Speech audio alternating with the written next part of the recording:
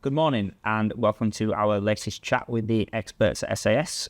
I'm here today with Andy, who's our school leadership and school wellbeing expert. Got to get to know him a little bit and his general thoughts on wellbeing and also a bit of an introduction to the work that he does with us. So, Andy, introduce yourself for those of you who don't know who we are. Yeah, I'm Andy Mellor. I was a head teacher for 17 years in Blackpool in a two-form entry primary school. Had the privilege of leading that team through from requires improvement through to outstanding. And on the back of that, we did that with a wellbeing focused approach to teaching and learning. I also had a year as the national president of the NAHT. And in total served about 32 years in schools, but made the decision 5 or 6 years ago to come and work for Schools Advisory Service because the values of the company and what SAS are trying to achieve in wellbeing was exactly what I was about. It was about making a difference, and that's what gets me out of bed in the morning. Brilliant. So plenty of experience. And specifically, what is it the work that you do with our schools, Andy? So one of the things that I offer, which a lot of schools don't know about, is the support for leadership teams in schools. And we know that if a wellbeing culture, like any other school improvement strategy, is going to work, then it has to be led by the leadership team, and the leadership team have to role model it and have to be out front with it. So the work I do is about getting school leaders to fully understand well-being from a personal perspective, but also how you can build a culture either across the school or across the trust. And what that does is it means that they're in a position to be able to lead that and sustain that over a number of years. I'm not going anywhere, so if they want some further support beyond the initial input, then I'm more than happy to do that. And I'm on the end of an email address or a telephone. So essentially that's the work I do. I work with trusts and schools right across the country. And I welcome schools and trusts that have a policy with us to contact me, because that's essentially what I do. And I, as I say, I want to make a difference for schools. Yeah. And I know you talk about putting your mask on first and how wellbeing has to be leadership and led down. Yeah. So, yeah. Okay, so since you've been working with us, what are some of the biggest issues you've seen with school wellbeing? I think the biggest one is the fact that the job itself is so all-consuming that a lot of our school leaders put themselves fourth or fifth down the list of priorities. And what we need to do is we need to flip that, because as a school leader, everything that you do in school is based around the benefit for the children. Yeah. But if we're going to be the best version of ourselves for the children that we work with and for, then we have to prioritise our well-being. And that is a really counterintuitive concept. So for me, it's about addressing some of the pressures and stresses that school leaders are under, and building a well-being focused approach for those school leaders so that they're able to support that and role model that right across the school. Yeah. Okay. We talked a little bit about the journey and how we start with the leadership team. So part of your role is obviously to guide the schools we work with on a wellbeing journey, to embed that wellbeing culture within the school. When you first start working with a school at the beginning of the journey, where do you begin? What's the first thing you kind of talk about? So the first thing really is to work with the leaders in the school, so that we do a program called Be Well, Lead Well, which helps them to understand their own well-being, where they meet well-being. And I think if we can unpack that, and and quite often at the end of a debrief that I do with school leaders, they come to a realization that maybe their well-being isn't where it should be. And as I said before, we've got to make sure that our school leaders are role models for well-being in school. And I think if we can do that, and we start with our school leaders, then we've half a chance of being able to sustain it going forward. I think the other, just harking back to the previous question you asked as well, some of the difficulties that I've faced when I've been working with schools is that Well-being is intensely personal. So how you experience well-being and I experience well-being is very much dependent on the pressures that we're under and what we do to try and deal with those pressures, what we do for our own well-being. And I think the understanding of well-being is so uniquely personal that the conversation we have within schools is a personal, contextual conversation, so that schools can build their own contextually appropriate strategy for well-being. And well-being, I'm right in thinking, can mean different things to different people as well, can't it? Yeah, that's right, absolutely. And what some people do for well-being will run completely counter to what other people will choose to do. I love to go to the gym. I love to go for walks. I love to find time to read. All of those things might be things other people think, crikey, I couldn't be doing with that. Right? Sure. I want to do this, that, or the other. So it is very personal. And the approach that I have when I'm working with schools is to make that approach contextually appropriate to that school. And that contextually appropriate approach allows space within it for individuals to be able to encounter well-being where they find it. And for me, that's really important because we've got to a point in schools where we can't work any harder. Yeah. We're told to work smarter. Yeah, we can't work any smarter. So what I'm now asking people to do in schools is to work fresher. And the schools that I work with, I talk to them about the law of diminishing returns, which is that the more you do, there comes a point where you reach a tipping point, and the more you do, it becomes counterproductive because you slow down, because you're so tired, you can't achieve the things that you want to do by doing that extra work. So it's now about working fresher and making sure that when we turn up for work every day, we're the best version of ourselves because we've looked after ourselves and we're fresher. Yeah. So if that's the start of the journey, working with a leadership team and bringing it top down, I think it might be a good chance now to talk about the 6-step approach and what we do once we've kind of sorted the well-being for the leadership team. So what I'll often do before I've worked with the leadership team, and this is up to individual schools if they have this sort of relationship with governors, but I genuinely think it's the best thing to do, is to put some input in with governors. So governors whose role it is to support and challenge in school, to support and challenge leadership teams, I'll work with them and do a presentation with them around well-being so that they've got a really good understanding about what well-being looks like. Yep. That way they can support and challenge throughout the strategy that we're putting in place. But the 6-step process is about making sure that governors are clear on well-being, that we support senior leaders' well-being, that we are able to put things in place in terms of a strategic plan across the school once senior leaders understand their well-being. Yep.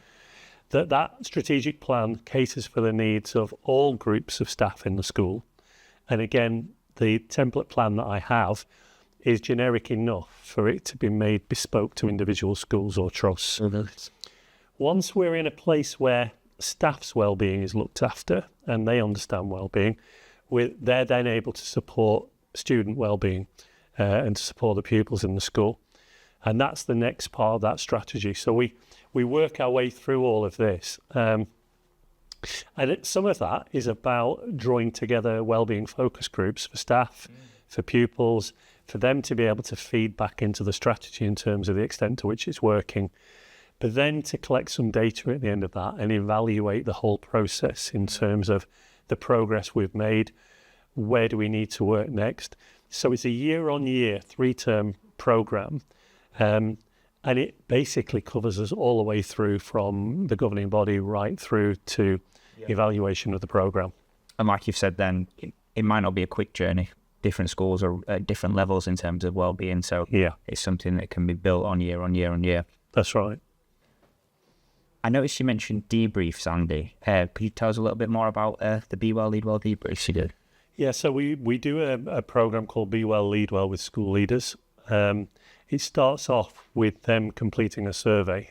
And I can hear the groans in the background now from school leaders across the country thinking, oh, not another survey. But this survey is different because it looks at 5 areas of personal well-being, but it also looks at the way that your job affects your well-being as well. So for me, this is really different. And it gives us an insight into the extent to which you're being challenged by your job and whether you've got enough well-being put by in terms of filling your well-being cup to be able to cope with the pressures of the job. It doesn't just stay there as a survey or a response to a survey on a piece of paper.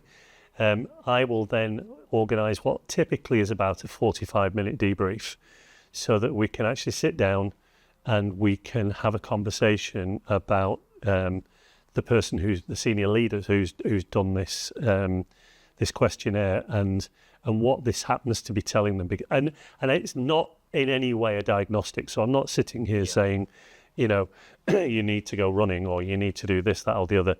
This is about, does anything resonate with you? And more often than not, it does. More often than not, the senior leaders that I work with know the stuff that comes out of it. But what I can do is lend the benefit of my experience to provide some solutions to some of that people can take up and run with, or they can decide to do something themselves. But the debrief is often a rare opportunity for that senior leader to spend some time unpacking their own well-being, because there simply isn't that time during the school day. Yeah. I think what you said there is very true. It's never a surprise, is it? If somebody's scored low on something, they're obviously quite self-aware that would be the case. Yeah, and you know, whereas they probably look back on it and think, I probably knew all of that. Yeah. Having the time to sit down and to mull it over, and not just mull it over, but mull some solutions over, is rare time that senior leaders just don't seem to have in school. So this is a proper investment in you perhaps planning a way forward. And some of the ones that I've worked with have done that best, have realised that, as I did, I mean, I was a head for 17 years, and it was only when I left headship and I said to my daughters, have you noticed a difference in your dad? Thinking, yeah, you look more relaxed, you're not as stressed. And they said, you've got time to talk to us now. Right. And that was really a sobering comment, because you don't get that time back. And some of the people I've worked with have made a conscious decision off their own bat, on the back of that report and the conversation we've had, to reprioritise their time to make sure that they don't make those same mistakes. Yeah. Okay, so we've talked a little bit about culture and the wellbeing journey, and a little bit about the services we offer as well to schools, but what do you want to leave schools with as a kind of a wellbeing message almost? So essentially, when I leave school and I walk away from that particular school having delivered some sort of input, I want to leave them with a sustainable approach to wellbeing, an understanding of wellbeing, a way of being able to support all of their staff in school. That's not to say that I'm walking away full stop, because I'm always at the end of an email or a telephone, so that our schools can contact me if they need any further support.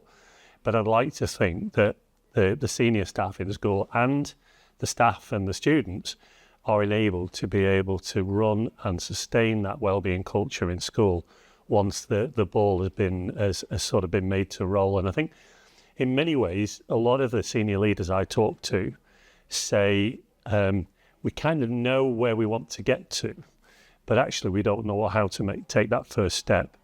And your support in terms of providing those first steps, that structure and that support has been really helpful in doing that. That's really good.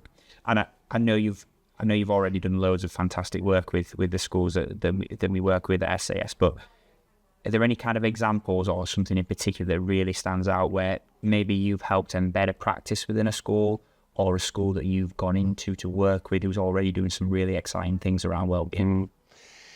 Well, quite often I'm told that, and having been ahead, I get where this is coming from, but I quite often get told that schools are in the Ofsted window, so they can't do Ofsted and do wellbeing at the same time. Yeah. My argument is, and through experience in my own school, that if you get wellbeing right, it improves Ofsted's outcomes. And the same with, one of the biggest issues for schools is workload and trying to reduce workload, because a lot of people I talk to say, I haven't got time for wellbeing because I'm so busy attending to the workload, which can be done 24/7, to be honest with you. And so I worked with one particular trust where we looked at a prioritization matrix, a 1 to 4 structure. And box 4 was the area that we were most concerned about, because those were the tasks that were taking the most amount of time to do in school and yet had the least impact on teaching and learning. Right. And if we can prioritize those and take those away, there are ways of us being able to create time for more time for well-being.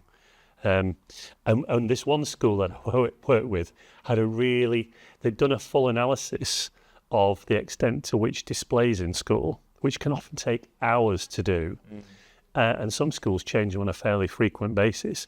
They'd done an analysis of the impact of displays on the children's learning, and they'd found out that the children were overwhelmed quite often by the amount of displays in the room. So we prioritised that as an area to do some work on, and they made a decision that they were only going to have 2 displays per classroom in every classroom, and quite often it's 3, 4, 5 and more. Right. And what they were going to do, they were only going to change them 3 times a year. And what that did was it cut down on the amount of time doing displays, which then meant that they had time to be able to invest in their well-being. And when led by senior leaders who give that permission to be able to take an early getaway from school, that's worth its weight in gold in terms of how you as an employee, not just a teacher, but anybody in school, feels valued. But it also means that they understand well-being as not just a box ticking exercise. This is about making sure that we live out the sort of values we want our staff to have, so that they work fresher and they're more effective when they come into school. Sure. I think as well, part of your role, what I've seen grow recently, is more and more trusts are kind of taking on a responsibility for well-being and throwing well-being days, often on inset days, but at some point throughout the year, that we kind of take a strong lead and help you kind of throw and put stuff on.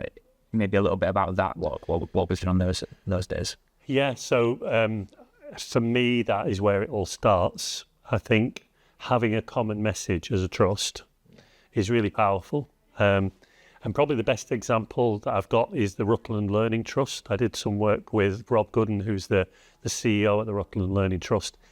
And we did a half-day wellbeing conference for all of their schools. I think they've got about 14 schools.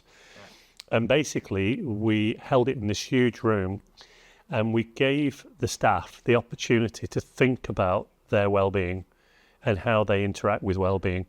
And the job of staff in schools is so busy. Budget cuts that we've seen recently means there's fewer people doing all sorts of jobs in school, so everybody's doing more. But giving people the time to be able to unpack what well-being is for them and how they meet well-being is a great idea. And Rob and I did a double act. I did the majority of it in terms of talking about, first of all, what well-being is, the different types of well-being, and then a bit of an audit in terms of, what are you doing for well-being? For me, when I do training sessions for schools, that's a tumbleweed moment, because it's the moment at which most people realise that they get in the car, having had breakfast, go to school. They often don't remember what they've seen on the way to school because it's twin tracks. Autopilot. That's right. When they get to school, it's a full day at school, often not leaving till 5:30, 6 o'clock. That drive home is, what am I going to have for tea? Then they get home and before they know it, the day's gone and there is nothing that they've done for their well-being. And what I'm encouraging people to do in schools is to reflect on that and try and build something into every single day. Even if it's 20 minutes of just taking time to read a book, or perfect is getting home, getting out the car, getting your coat on, taking the dog for a walk if you've got one, because what that does is it creates a lovely bookend to the day. And then you're instead of being professional you're then personal you, and you're able to interact with your family at home in a way that is the proper way we should be doing, rather than thinking, no, I've got work to do. And that's so important, getting people to switch off. And so a 20-minute walk at the end of the day is great for that. Brilliant. Okay. I think maybe last point to finish on, I know you've got a book due to come out in the coming months, maybe a little bit about what that's about. Yeah, so I've read a lot of books on well-being, as you might have gathered, and I started writing this because I was acutely aware of the experience that I had as a head. We had an inspection back in 2013 where we were put into a RI, which was really sobering, and I think, as a head, I made a decision there and then that if we were going to get a double RI, we're going to do it doing what we believed in, rather than maybe what we've been told by various national bodies. Sure. And we made that decision that we were going to put a wellbeing foundation into school, and that wellbeing foundation for staff and for the students, which again is part of the presentation I do for our client schools. I take them through all of that, is the backbone, if you like, of the book that I've done, because the strategies that we used in my school, I want to be available to all schools. And some really interesting research on the end of the book that I've just added, the final chapter, is around some data that I've gathered. I've done about 150 debriefs with school leaders on our Be Well, Lead Well programme. Yeah. And what that data tells me is that 85% of school leaders are just about managing in terms of their well-being, or really quite seriously struggling. Yeah. I think we probably knew that. So my focus was on the other 15%, and the book's called The 15% Club, Educators Who Thrive. And it's looking at what those 15% of school leaders do to sustain their well-being. And what they do is, first of all, give themselves time to be able to think about well-being, and particularly think about well-being in terms of how they meet well-being. So what are the things I need to do? What works for me? And part of that is about knowing yourself. But they then put a plan together in terms of making sure they've got a coherent way forward with their own well-being. And the final part of it, and probably the most important part, is they make it non-negotiable. So instead of letting it slip during the week, which we all tend to do in January with New Year's resolutions, actually saying, no, I'm not going to let this slip. I know that I can only function to the best of my ability if I look after my well-being. And these are the things I do for my well-being. So the book is unpacking all of that, and it's a real opportunity for school leaders to have a read about strategies we know work, and over 2.5 years, move the school from requires improvement to outstanding. Brilliant. So Andy, how does the work that you're specifically doing with schools on the 6-step journey, how does that integrate with all the other wellbeing services that we offer schools at SAS? Yeah, I mean, one of the reasons why I came to work for Schools Advisory Service was that they're market leaders in wellbeing. And it's a belt and braces approach. So this is about making sure that we're not just offering the services that some EAPs run, but actually those services address the immediate needs of staff in our schools who might be struggling. What I try to do with the services that I run to get ahead of some of that and to build a preventative culture that's sustainable, that hopefully will reduce absence, reduce the need for some of the staff to be using our services going forward. Those services will always stay there. The likes of the physiotherapy, the counselling, the GP, all of those will stay there. But I would like to get to a point where we are able to build a wellbeing culture in school that isn't constantly trying to plug holes in a leaking dam, but is actually getting people to. I have one of the slides I show in my presentations has a spectrum from 0 to +10. Sorry, from -10 to +10. And I think a lot of what we've done in schools in the last 20 years has been picking people up, and students as well, when they're at crisis point. My work is about getting ahead of that in the sort of +5, +6, +7, +8 part of the spectrum, so that we build a positive wellbeing culture, so that we're not having to continually pick people up, or at least stop some of those people from falling into that crisis. Agreed. And I think it's worth saying at this point as well that the other services we offer fit nicely with that, in that they're not just accessible once people have actually gone absent from work and they're in that crisis point of need. We're actually, all our wellbeing services that we offer are available to staff within schools, whether they're in work or not. We want to be there to try and help them prevent absences, maintain that positive well-being before they get to that point. Yeah, and that's why when I said at the beginning, you know, this is a company who are about making a difference. Yeah. We want to make a difference, so we're looking at every avenue where we can make a difference. Not just the stuff that people need now. I need a physiotherapist. I need one today. Which we can do. But also getting ahead of it so that in future we build a wellbeing culture that supports people's physical, mental and emotional health. Yeah. Okay, thanks for watching. Hopefully you got a bit of a flavour of the work that we do here at SAS, and also the flavour of Andy's role here at SAS. Goes without saying, if you do have a schools advisory service policy with us and you're interested in accessing some of the work that Andy does, please don't hesitate to get in touch. Apart from that, I hope you took something away from this conversation. Thank you.